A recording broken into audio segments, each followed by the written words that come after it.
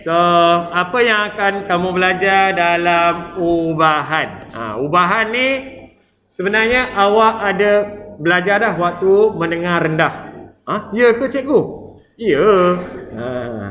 Cuma yang ni kita akan masukkan pengetahuan yang daripada mendengar rendah ke dalam bab ubahan. Okey, ubahan kita ada 3. Kalau awak nampak dekat sini, langsung, songsang, gabung.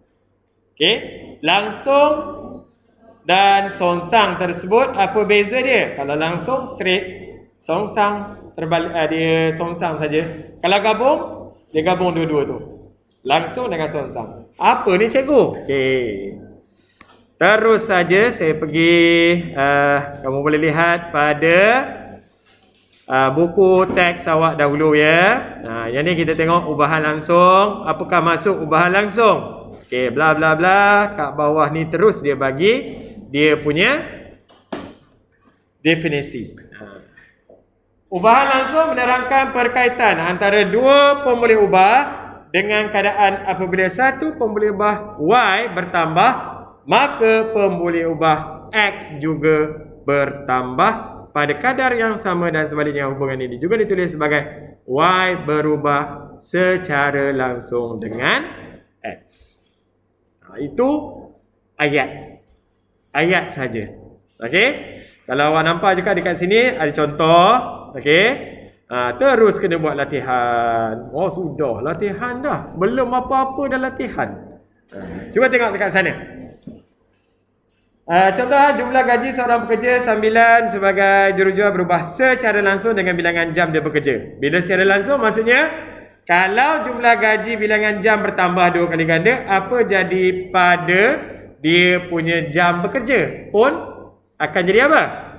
Sama juga. Kalau awak nampak dekat sini kelas, jumlah gaji bilangan jam bertambah 2 kali ganda, maka apa jadi pada jumlah apa ni? Nyatakan perubahan pada jumlah gaji bertambah 2 kali ganda. Oh, bilangan jam. Sorry. Soalan dia ni. Nyatakan perubahan pada jumlah gaji jika bilangan jam bertambah 2 kali ganda. Bila jam bertambah 2 kali ganda, maka awak punya gaji pun bertambah 2 kali ganda. Kenapa? Sebab dia adalah berubah secara langsung. Untuk kita punya gaji, ni gaji, dia akan berubah secara langsung dengan bilangan jam. Seterusnya, nyatakan perubahan pada jumlah gaji jika apa jadi? Bilangan jam berkurang sebanyak 40%, maka gaji pun berkurang sebanyak 40%. Dia ikut. Kalau ini tambah 2 kali ganda, so gaji pun tambah 2 kali ganda. Kalau jam berkurang 40%, gaji pun akan kurang sebanyak 40%. Yang ni dia kata, nyatakan perubahan pada bilangan jam bekerja pula. Jika jumlah gaji, ni jumlah gaji pula, yang diterima adalah separuh. So, jam pun jadi apa? Yes, bilangan jam pun di sini akan jadi separuh daripada bilangan jam asal bekerja. Boleh? Okey. Yang ini ayat saja.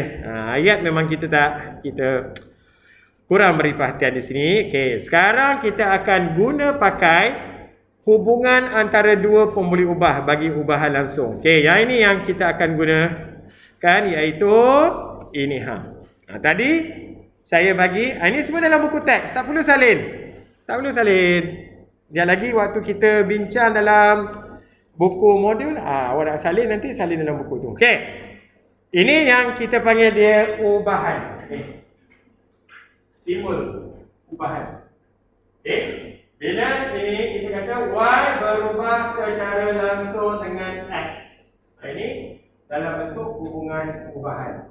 Bila dia beri bentuk persamaan, awak akan nampak ada apa ni? K. Y sama dengan KX. Y berubah secara langsung dengan X. Ini yang kita perlu buat. Dua pemboleh ubah itu macam tadi. Kalau Y adalah gaji, X ialah bilangan jam bekerja. Bila Y bertambah, X bertambah. Y berkurang, X berkurang. Itu secara langsung. Okey. So, kalau kamu lihat juga dalam buku teks, okey, yang ini dia secara umum lah. Okey, secara umum, berubah secara langsung apa semua. Dia punya graf, nanti kita akan tengok graf dia. Okey, ni secara ni lah, dia akan dapat garis lurus. Okey, melalui asalan atau tidak melalui asalan. Okey. So, yang ni contoh dia. Diberi M 0.8 apabila N 0.125. Ungkapkan M dalam sebutan N jika M berubah secara langsung dengan N. Awal-awal dia bagi ni. M berubah secara langsung dengan N. So, kita letak dahulu. M berubah secara langsung dengan N. Dia bagi nilai tak? Dia bagi nilai apa? M 0.8, N 0.125. Jadi, automatiknya awak akan letakkan sebagai persamaan M awak di sini 0.8 sama dengan K. Yang ini yang kita perlu cari dulu. Sebab dia ada bagi tak nilai pemalar kita K? Tak. Yang dia bagi adalah N kita ni. 0.125. So, apa kita nak buat? Cari dahulu pemalar K. Macam mana nak cari? Bawa, gantikan nilai. Bawa 0.125 pergi sebelah lah sepatutnya. Darab dari bahagi. Tambah tolak. Betul tak? Pasangan dia. Darab bahagi. So, bawa 0.8 dibagi 0.125. Dapat nilai pemalar dia 6.4. Okay, kenapa saya nak cari dahulu nilai pemalar? Kerana soalan dia. Soalan dia apa? Ungkapkan, betul tak? Ungkapkan M dalam sebutan N. Inilah dia. Awak gantikan balik pemalar K ni.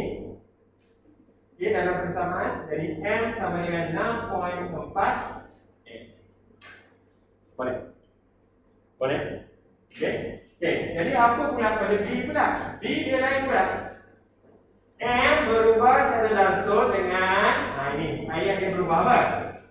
Punca kuasa 3N. Ini punca kuasa 3. Punca kuasa 3N. Jadi, itu adalah bentuk ubahan. Jadi, kita buat dalam bentuk persamaan. Maka di sini awak akan nampak M awak ialah 0.8 M. Okay. Punca kuasa 3N. So, maksudnya N awak di sini awak gantikan 0.125. Jadi, cari nilai bawa nilai punca kuasa 3 0.125 pergi sebelah. Jadi awak akan dapat nilai K. Nilai K tersebutlah yang kita akan masukkan semula. Okay, ini dalam bentuk ungkapan. Apa-apa bergantung kepada kita punya soalan. M berubah secara langsung, so secara langsung. M berubah secara langsung dengan punca kuasa 3. So, kita kena letak punca kuasa 3. Boleh? Boleh? Okey. Ini dalam bentuk ayat. Bentuk ayat. Jadi, kita tengok dalam ni. Okey. Ini pun dalam bentuk ayat. Kenapa saya skip? Sebab saya nak kita tengok kepada buku modul. Okey, siapa yang tak ada masalah. Ni nanti dapatkan di kedai buku. Okey. Boleh lihat pada buku modul awak. Okey, yang ni yang kita akan buat. Tadi kita tengok contoh dalam buku teks. Okey. Ubahan langsung. Jumlah harga garam. Baca Harga garam dia bagi tak apa? RMX. Nampak tak? Nak ambil kat luar, jangan kau tinggal kat luar. Kenapa ambil cepat. Yang akan nak ambil dekat rumah. Okey. Harga garam RMX berubah secara langsung dengan jisimnya, iaitu apa? Y. Nyatakan perubahan bagi setiap yang berikut. Okey. Apa dia bagi? Perubahan pada jisim garam Y jika jumlah harga RMX bertambah 2 kali ganda. Bila dia kata soalan dekat sini, apa yang tambah 2 kali ganda tu? Harga, iaitu X. Jadi apa jadi pada Y? Jadi apa? Jisim garam. Jawablah elok-elok. Jisim garam Y kilogram. Ayat dia dekat sana apa? Bertambah. Iya, 2 kali ganda. Sama macam kita punya buku teks tadi. Boleh? Boleh? Okey, yang kedua. Perubahan pada jisim garam juga. Okey, jika jumlah harga RMX sekarang dia bagi tahu apa? Berkurang sebanyak 30%. Apa jadi? Ya. So awak salin saja benda yang sama, jisim garam Y kilogram tersebut. Ni jisim garam Y kilogram berkurang sebanyak 30% dalam bentuk ayat juga. Okey? Tulis. Cikgu tak tulis pun. Ni cikgu tulis. Jisim garam Y kilogram berkurang sebanyak 30%. Okey.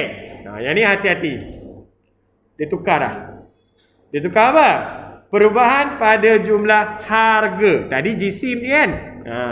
Jika jisim Y kilogram di apa tu? Dia ganda 3 kan? Apa tu? Maksudnya triple. 3 kali ganda. Kan? Jadi apa jadi ni? Apa jadi pada, nak jadi pada jisim ke jadi pada harga?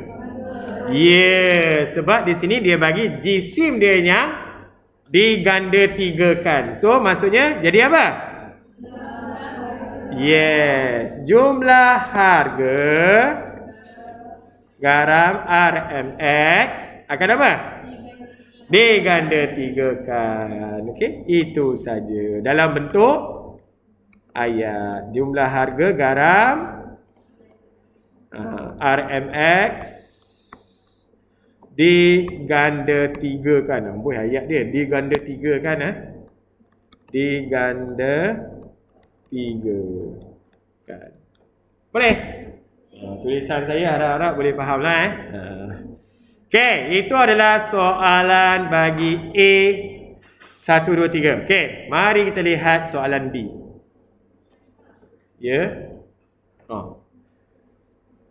Okey, soalan B kalau awak lihat, setiap jadual di bawah menunjukkan nilai bagi dua pemboleh ubah. Kita ada X dengan Y. Jawab soalan berikut. Okey. Tolong lihat tentukan sama ada Y berubah secara langsung dengan X atau punca kuasa X. Terusnya tulis hubungan dalam bentuk ubahan. Okey. So macam mana kita nak tahu dia adalah berubah secara langsung atau tidak langsung? Dengan melihat kepada apa? Kita nak tahu apa ni? Secara langsung macam mana? Y berubah secara langsung. So bila ayat dia di sini, kalau lihat, Y berubah secara langsung dengan X atau dengan punca kuasa X. Okey, dia dah bagi dah. X dengan Y. Di sini ada nilai dia. X dengan Y kamu. Di sini nilai X. Di sini nilai Y. Okey, kalau tengok dekat sana contoh dia bagi. Y per X dan Y per dengan punca kuasa X. Kenapa kena ada per pula? Kata berubah secara langsung. Sebenarnya soalan ini kamu perlu cari pemalar. Tak tahu dah. Ni, Y berubah secara langsung dengan X. Betul tak tadi kita belajar? Tadi dalam buku teks kan? Okey. So bila dia bagi nilai Y, okey, sama dengan automatik awak ada apa? K. Kan? Tadi kan? Kan?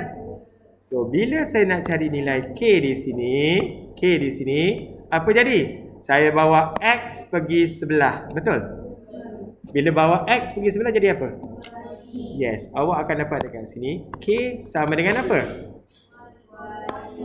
Y per dengan X. Nampak tak tu?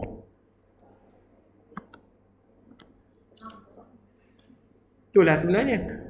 Oh, itu sebab kita letak Y per X kat situ. Yang satu lagi tu dia kata apa?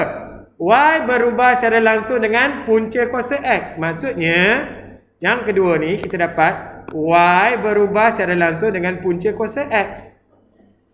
Ya, sama je. Y sama dengan, kita letak K dengan punca kuasa X. Betul?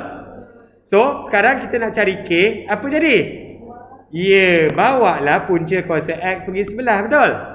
So, apa jadi? Y per dengan punca kuasa X. Boleh faham? Itu sebab buku awak, ini awak kena faham kenapa dia letak tiba-tiba letak Y per dengan punca kuasa X. Sebenarnya kita dah bagi tahu dah. Cuma kita lah kena tentukan. Okey, jadi macam mana? Letak sajalah. Y dia bagi 16. X bagi 4, betul? So, di sini Y per X 16 per 4, Y dapat 4. Boleh? Dan ini sama. Y berapa? 16 per dengan punca kuasa X. Maksudnya punca kuasa berapa? 4. Guna kalkulator, punca kuasa 24 berapa? Oi. Tanya ni lah, tanya ni.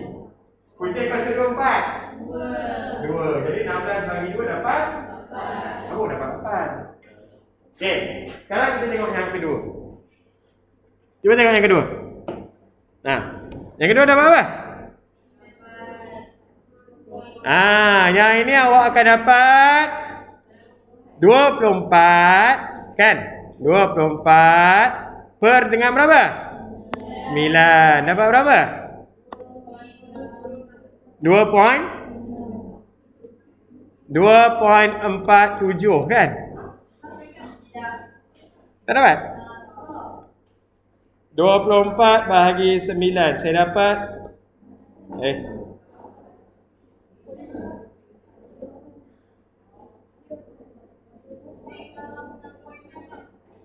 Oh, ni 8/3.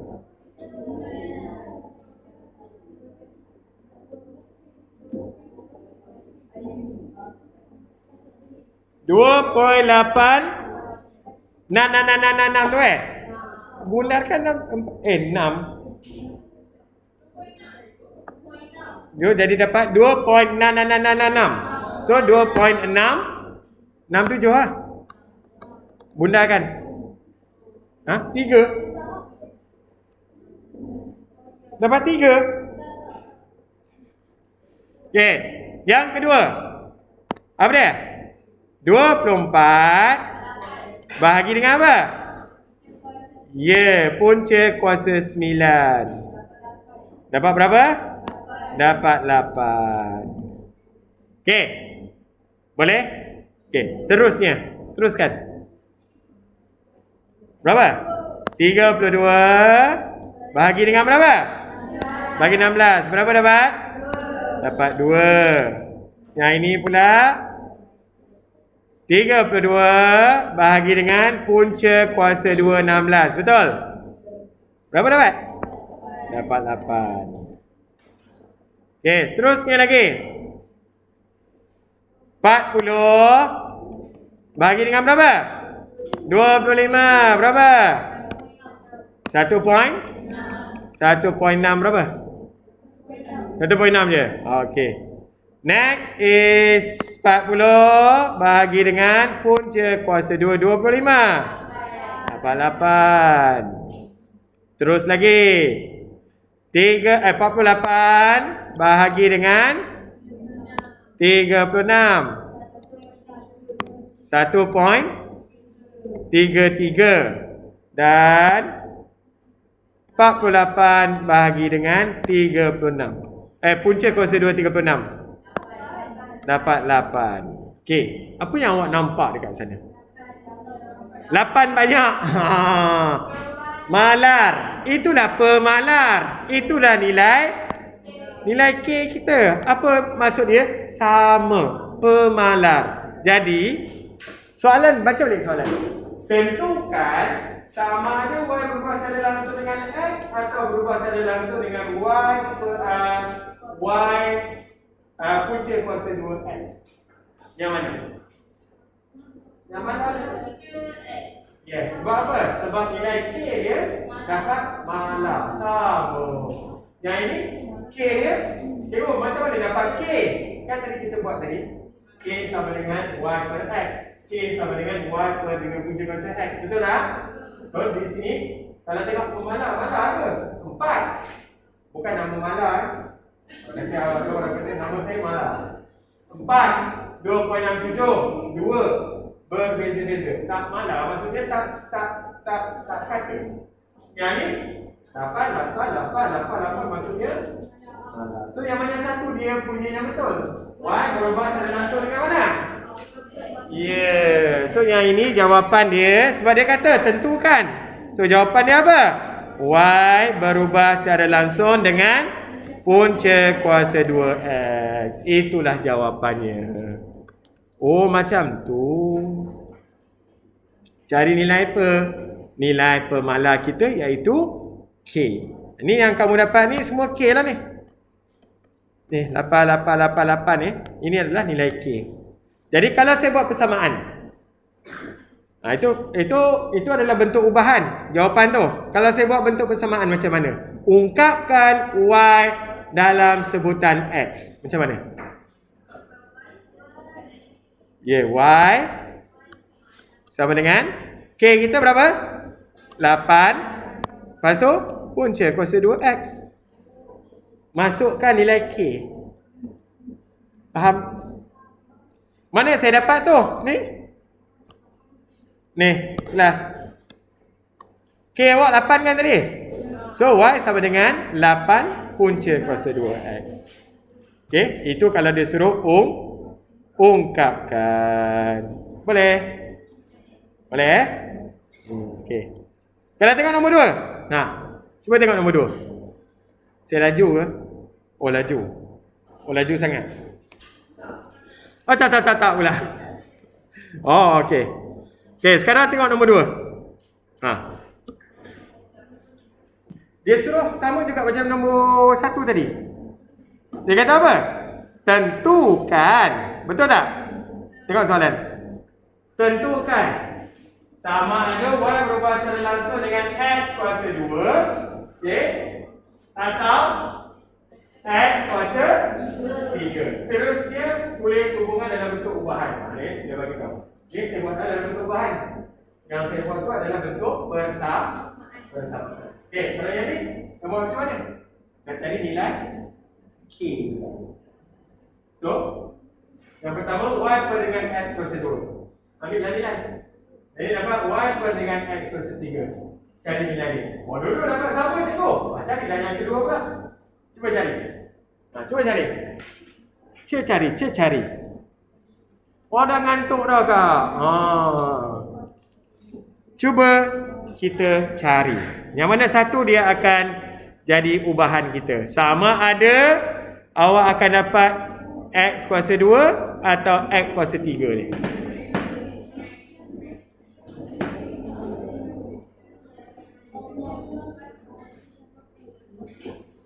Yang ni kita ada apa? Kita ada X kita ada Y di sini. Okay? So apa kita nak buat? Y 4 per dengan X kuasa 2. X kita adalah 2 kuasa 2. Dapat berapa ni? 1. Tengok pun dah tahu dah. Tengok apa? Tengok apa? Tadi dapat berapa? 0.5. Yang kedua dapat berapa? Sama tak? Tak. Cuba mari kita tengok bawah pula. 4 per dengan berapa? 2 kuasa 3. Berapa dapat? 1/2 atau 0.5. Betul tak? Betul tak? Kalau dapat 1/2 tu samalah 0.5 lah. Nampak tak? Nampak apa? Nampak apa? Ni dengan ni. Dah sama. So maksudnya apa? Bawalah. Tapi sepatutnya awak kena uji semualah. Dalam exam janganlah tinggal macam tu je. Nampak je, oh tu 0.5 tu 1. Oh dekat atas, bawah. Itu boleh lah. Cuma kita nak tahu yang dia yang di bawah tu, jadi kita kena uji semuanya. Okey? 13.5 bahagi dengan 3 kuasa 3. Dapatlah 0.5 kan? Betul tak? Korang tak kira pun kan? Main cakap ya je kan? 3/2 bahagi dengan 4 kuasa 3. Dapat 0.5. Yang ni pun 62.5 bahagi dengan berapa? 5 kuasa 3 dapat 0.5. So kalau tengok dekat sini, cikgu main tulis je. Cikgu tak kira pun. Okey? Kalau tengok dekat sini, yang mana satu kita punya yang sama tu? Ya, jadi awak boleh nyatakan dekat sini apa? Y berubah secara langsung dengan X kuasa 3. Sebab dia kata tulis hubungan dalam bentuk ubahan. Ini jawapannya. Tapi kalau nak buat persamaan, Y sama dengan 0.5 X kuasa 3. Itu adalah bentuk persamaan. Boleh ke boleh? Boleh. Okey. Saya pergi kepada yang tadi yang saya skip tadi tu, graf. Tengok graf. Muka surat 2. Ini graf. Graf saya dah buat dah sebenarnya. Cikgu punya dah ada dah. Macam mana ada tu? Plot lah. Okey, mari kita tengok ubahan langsung. Okey, dengan melukis graf Y melawan X. Okey, mana Y? Y kita yang ni. Ni Y. Ni nilai Y dia. Melawan X. X yang mana? Yang bawah sini. Okey. Macam mana cikgu dapat tu? Terpaksalah kita kena plot lah. Okey, cuba tengok. Ingat tak plot macam mana? Tak ingat kan? Ni. Apa tu? X 3, Y 8. Tengok sini. X 3, kat sini X kita, betul? Y kita 8 dekat sini, betul? So di sinilah awak plot dia. Cari mana 3X, mana 8 pada Y. So cari dekat mana dia bertemu. Makin lama makin nak tutup dah mata tu. Siapa agak-agak nampak nak mengantuk tu, bukan suruh ni pergi belakang, regang-regangkan badan ke apa ke. Okey. Nak berdiri tiba-tiba pun tak ada masalah. Takut biasalah. Setan dah kena ikat. Lepas tu siapa yang ngantuk tu? Diri sendirilah. Okey. 6, 12. Pergi dekat 6. Pergi dekat 12. Plot dia. Terusnya. Senang je. Betul lah, senang. 9, 16. 9, 16. Plot dia. Last sekali buat apa? Garis. Guna pembaris. Okey. Kalau awak tengok dekat sini. Berubah secara langsung ke tidak secara langsung? Tadi saya terskip tadi. Okey. Macam mana nak tahu dia berubah secara langsung atau tidak langsung dengan graf? Okey, tengok balik buku teks. Sorry. Tadi saya terskip tadi ni. Dia kalau dia berubah secara langsung atau tidak langsung tu, dia mesti melalui ni contoh dalam buku teks.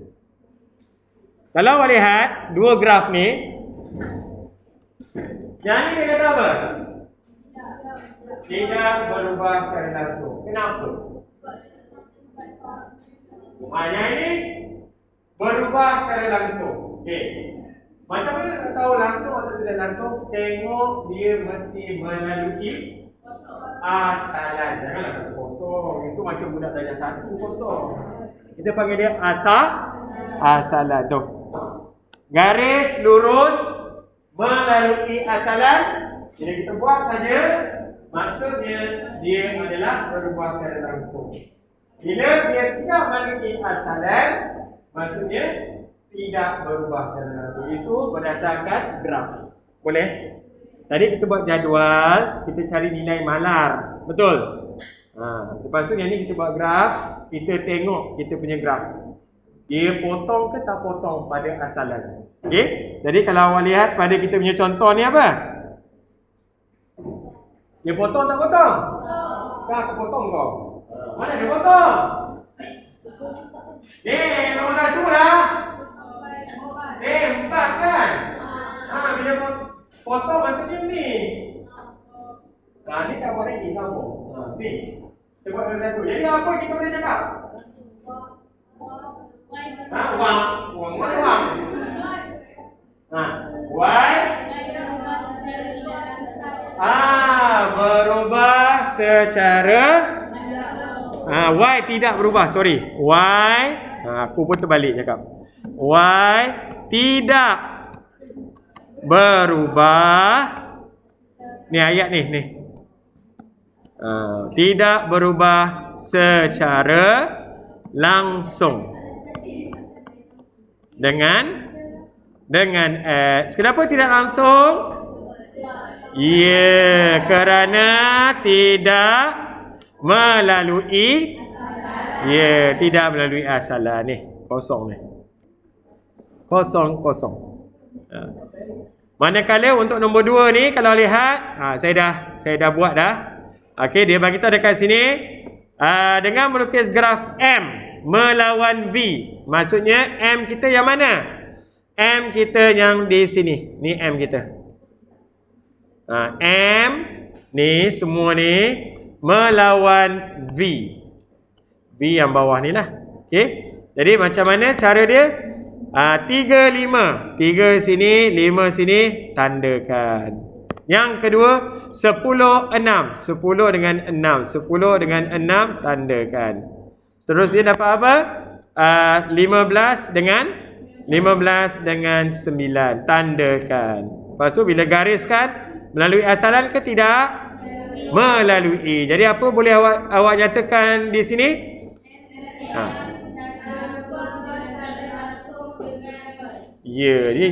Ni jawapan dia. M berubah secara langsung dengan B atau tidak? Iyalah kan. Tak payahlah atau tidak tu. Boleh faham? Jadi awak dah tahu dah tadi dengan tengok sama je nilai K dia. So dia berubah ikut kepada pemalar kita. Yang kedua ni kita tengok graf. Kalau melalui asalan, so dia berubah secara langsung. So sini M berubah secara langsung dengan V. Boleh kelas? Boleh ke ni?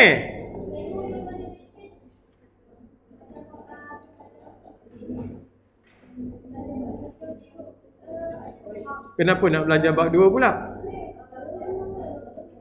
Oh, bab 2 best pula kau. Sabar tu. Bab 1 tak habis lagi ni. Okey. Yang ini adalah kita nak gunakan simbol. Okey. Ini kita nak gunakan simbol kelas. Okey. Apa simbol? Simbol ubahan. Ni simbol ubahan. Ni. Dan juga satu lagi adalah persamaan. Persamaan mesti ada apa? Ada K. Okey, sebagai contoh, V berubah secara langsung dengan punca kuasa 3W. So, bila dia buat dalam bentuk ubahan, ni. Bila buat dalam bentuk persamaan, dia ada nilai K di depan ni. Okey, bila ada persamaan, dia ada nilai K. Okey, automatik kalau tengok dekat sini, nombor 1, E berubah secara langsung dengan F. Jadi kalau kita buat dalam bentuk ubahan, E berubah secara langsung dengan F. Jadi bila kita buat dalam bentuk persamaan, A sama dengan KF. Senangnya. Faham? Boleh? Sama juga dengan yang seterusnya. R berubah secara langsung dengan apa tu? S kuasa 2. So bila buat persamaan, R sama dengan KS kuasa 2. Yang seterusnya, Y berubah secara langsung dengan apa? 1/3. So bila kita buat dalam bentuk persamaan, Y sama dengan KX 1/3. Okay. Oh, senangnya. Senang nombor 4, nombor 5 buat sendiri. Ya, buat. Buat nombor 4, nombor 5 tu. Okay, itu untuk kita punya muka surat 2. Okay. Boleh saya teruskan? Nanti tolong sambung dengan 4 dengan 5 tu. Okay, yang seterusnya saya nak pergi muka surat 3. Okay, muka surat 3. Sekejap, yang ni terlampau lama kita punya recording ni, takut ada yang mengantuk nanti.